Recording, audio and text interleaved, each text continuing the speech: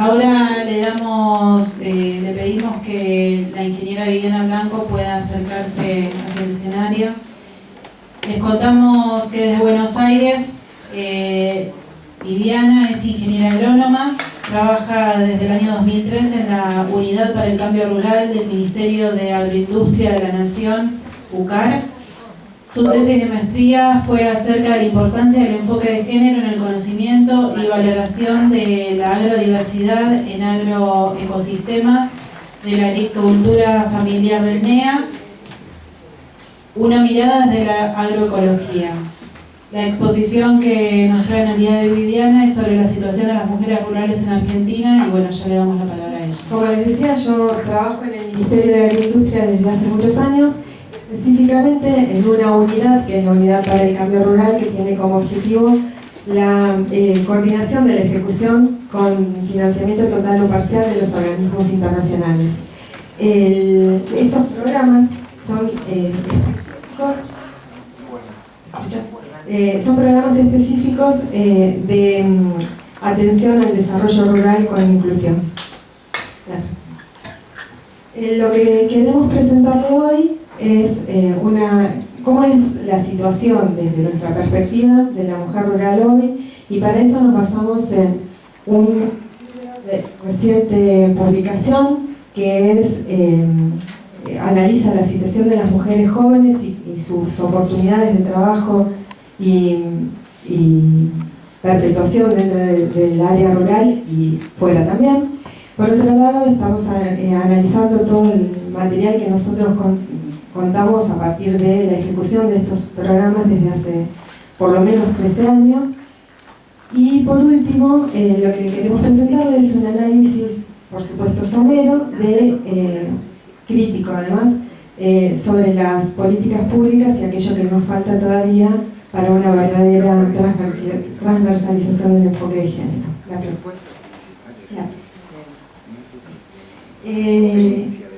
Para poner un poquito en contexto cómo es Argentina, es un país muy pero muy amplio, con una gran desigualdad en cuanto a el nivel o la concentración de la población. La población está básicamente concentrada, de los 43 millones de personas que somos, alrededor de 20 en 5 grandes conglomerados urbanos. Y apenas hay 3,5 millones de personas que viven en áreas rurales. La próxima, por favor. Entonces, la información, como les decía, que les voy a presentar, en parte es una estadística, es un análisis de información estadística que fue recogida en 2 censos nacionales de población, en el año 2001 el primero y en el año 2011 el segundo, o 2010, no recuerdo, y además información estadística de la encuesta permanente de hogares que se realiza para medir y seguir los indicadores de pobreza, de la tasa de ocupación, desocupación y actividad de la economía argentina. Entonces, en este sentido, hay algunas limitaciones que cuenta el mismo instituto, que es a la hora de registrar la información basada en los estereotipos de género, que muchas veces dificultan que las mujeres se reconozcan como jefas de hogar, aun cuando son las que aportan la mayor proporción de los ingresos en la familia. Entonces, la información recogida a veces no puede ser, seguramente no sea tan fidedigna como realmente ocurre en la realidad. Pero lo que sí se nota a partir de esta información es un incremento de las jefaturas de hogar femeninas en el ámbito rural, muy por encima de la tasa de crecimiento de las jefaturas de hogar masculinas. Desgraciadamente, este incremento de las jefaturas femeninas no se ve correlacionada en información estadística en un incremento en la misma dirección y con la misma magnitud de la tasa de empleo. Por lo tanto, lo que se garantiza en esta situación es mujeres rurales pobres y pobres estructurales, entendiendo pobres estructurales como aquella pobreza que se reproduce de generación en generación. La próxima, por favor. Respecto del eje de educación, a partir del año 2006 Argentina tiene por ley la educación obligatoria a partir de los 5 años y hasta completar la educación secundaria.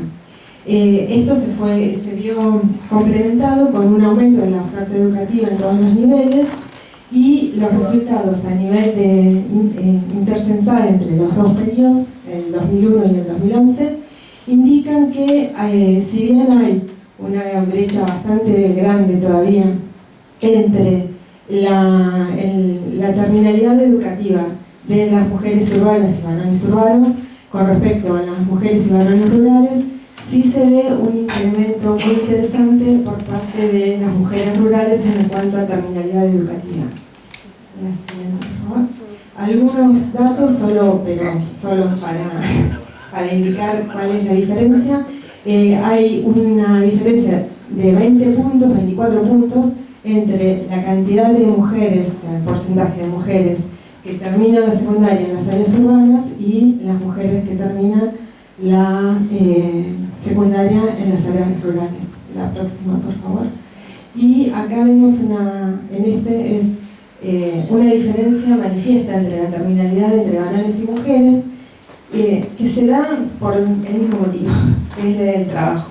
Los varones no tienen oportunidades de seguir estudiando y terminar la secundaria y aún acceder a estudios superiores, porque tienen la posibilidad y la necesidad de acceder al trabajo en edades más tempranas. En cambio, las mujeres se ven obligadas, y eso está bueno por una parte, a educarse, a completar su educación secundaria, terciaria y o universitaria, para poder acceder al trabajo. Pero sobre esto voy a hablar más después. La próxima, por favor.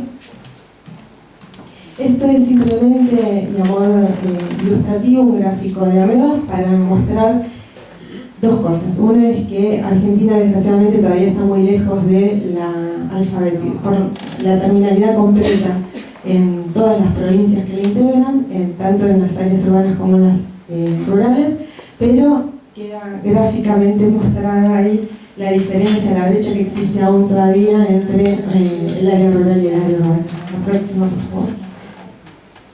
Respecto del trabajo, la próxima, lo que nos encontramos es, de nuevo, con dificultades a nivel de estadísticas, que es que las mujeres, a pesar de que trabajan en la producción, ni ellas ni la sociedad las consideran trabajadoras o productoras.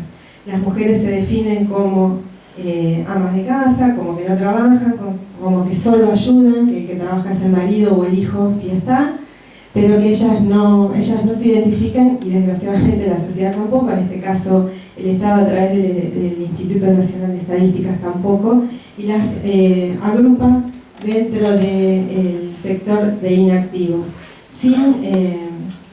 invisibilizando y desconociendo la cantidad de valor que agregan a la producción agropecuaria y agroindustrial en el sector rural. La próxima, por favor. Si vinculamos la posibilidad de acceso a los bienes de producción y el de trabajo, ahí también encontramos una brecha entre varones y mujeres, vinculadas más que nada a las restricciones que tienen las mujeres para acceder al uso y control de los recursos productivos, el acceso al crédito, por supuesto, porque muchas veces, o la mayoría de las veces, no tienen título de propiedad o cuenta bancaria. Y por el otro lado, muchas veces nosotros como ejecutores de programas ponemos como meta, apuntamos a la familia, y en la familia muchas veces tendemos a cometer el error de identificar como jefes de familia solamente a los varones. Entonces, estas causas también conspiran contra la posibilidad de que las mujeres se incorporen al trabajo y a la producción en el ámbito rural. Por otra parte, muchas mujeres cada vez participan más en las organizaciones del sector.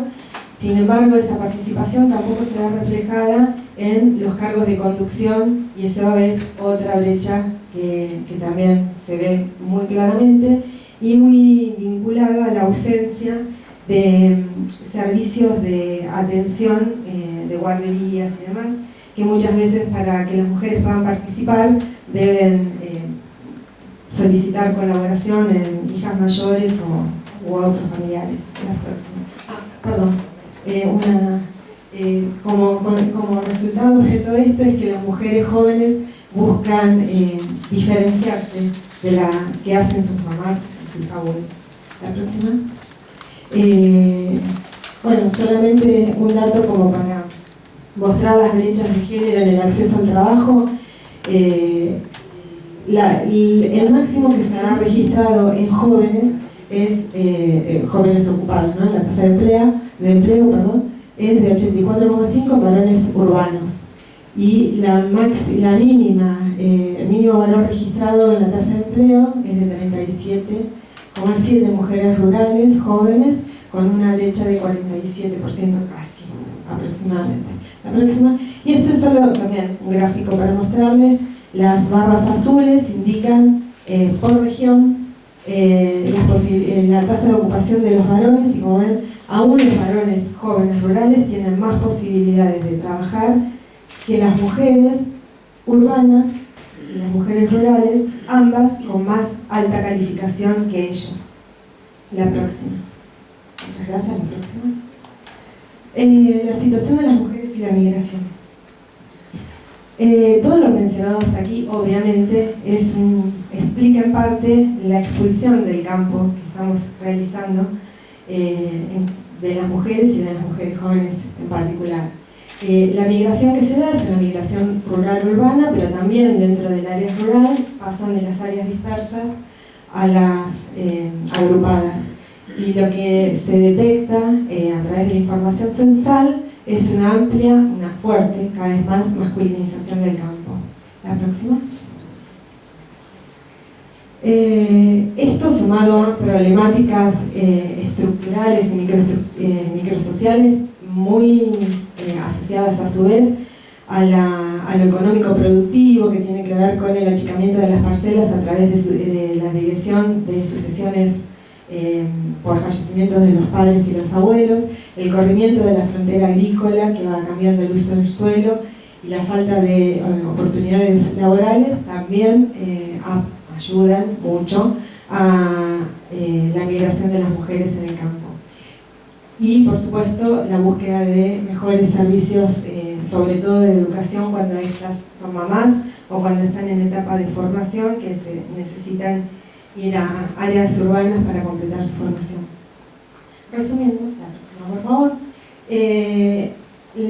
tanto los varones y las mujeres rurales, pero sobre todo las mujeres, porque no tienen, a pesar de que la normativa argentina es una normativa muy igualitaria en cuanto a la sucesión y a la herencia, hay una forma, un uso común en el medio rural en que las mujeres delegan su porción de superficie o todo en los hermanos varones o en alguno de ellos.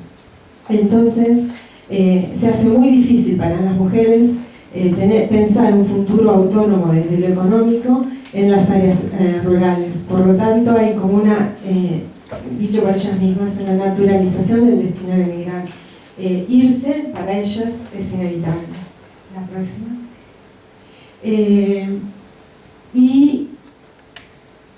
Cuando se les pregunta por qué se quieren ir, la respuesta más común es que en el campo no hay nada. En el campo está el atraso, la escasez, lo inaccesible, lo precario, a diferencia del imaginario de ellas y de ellos, de los jóvenes contestan más o menos lo mismo, pero yo estoy puntualizando un poco en las mujeres. Lo urbano como el ideal de vida, el acceso a todo, el acceso a servicios de calidad, comunicación, ¿no? A las TICs, a los bienes culturales. Entonces, a las mujeres jóvenes en este sentido, habría que mirarlas más en su proceder como jóvenes que como rurales. Ahora sí. Respecto de las TICs, algo que ya dijo Cecilia, en Argentina se verifica que las mujeres, primero se verifica la extensión del uso de la telefonía celular en todo el ámbito rural, pero en particular el acceso a computación es una brecha de género a favor de las mujeres respecto de los varones, y también de las mujeres jóvenes respecto de las mujeres de más de 35 años. Y esto, si nosotros lo tenemos en cuenta a la hora de planificar políticas para intervenir en el sector rural, puede considerarse una fortaleza del sector porque son mujeres con mucha formación y con mucha capacidad de adaptación a las nuevas tecnologías. La próxima. Entonces, un análisis desde las políticas públicas, nosotros en los últimos 13 años hemos trabajado en políticas de género bajo el enfoque de derecho. El enfoque de derecho, según nuestra perspectiva, y acá adoptamos los mandatos superiores desde el Ministerio, es trabajar en el reconocimiento y respeto absoluto de todas las diferencias, y el Estado desde esa posición debe garantizar que todos los ciudadanos y todas las ciudadanas puedan ejercer en igualdad todos los derechos, que son a su vez universales, inalienables, indivisibles e interdependientes. La próxima. Ahora bien, ¿cuáles fueron los efectos de los últimos 13 años de políticas públicas con enfoque de derechos? Por un lado, por suerte se verifica, por suerte no, después de mucho trabajo en realidad, se verifica que se van cerrando brechas de acceso a la educación y al trabajo. Sin embargo, también se verifica que las mujeres pobres, al padecer pobreza estructural, tienen muy limitadas sus posibilidades de resolver esa situación. Y además, otra cuestión muy desfavorable es que para las mujeres cerrar la brecha, o sea, este incremento en su formación, en su educación, el aumento de la terminalidad, muchas veces, la mayoría, funciona como válvula de escape. Al no encontrar oportunidades laborales en el medio rural, se ven obligadas a seguir su educación fuera del campo o de las chacras. Esto está muy bien. Nosotros aplaudimos que las brechas de educación se cierren y hasta que superen las expectativas, pero lo que tenemos que tener cuidado es cómo complementamos esas políticas con otras que incorporen a las mujeres al trabajo. Porque una cosa que vemos también es una gran dicotomía entre las mujeres de clase media rural que pueden acceder a educación universitaria y las mujeres de clase más baja o de ingresos más bajos que apenas pueden terminar la secundaria y se terminan incorporando en el mercado laboral en el servicio doméstico, y eso no genera mucha autonomía. Por la próxima, por favor.